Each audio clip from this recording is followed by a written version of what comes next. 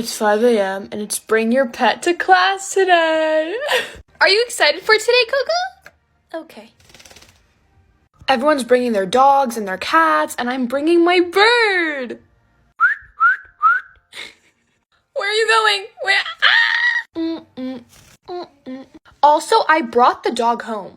He was scared of it. Oh my gosh. I felt bad, so we returned it. I did not feel bad. I don't think anyone's bringing a bird to class. The goal today is to not be scared, okay? Don't step on the hair. Don't step.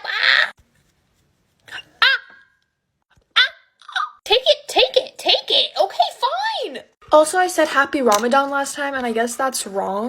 It's Ramadan Mubarak. Coco! Stop, Coco. He stepped on my hair. Ow. I'm gonna replace you with a dog. Ow! Okay, I'm sorry. Let's go.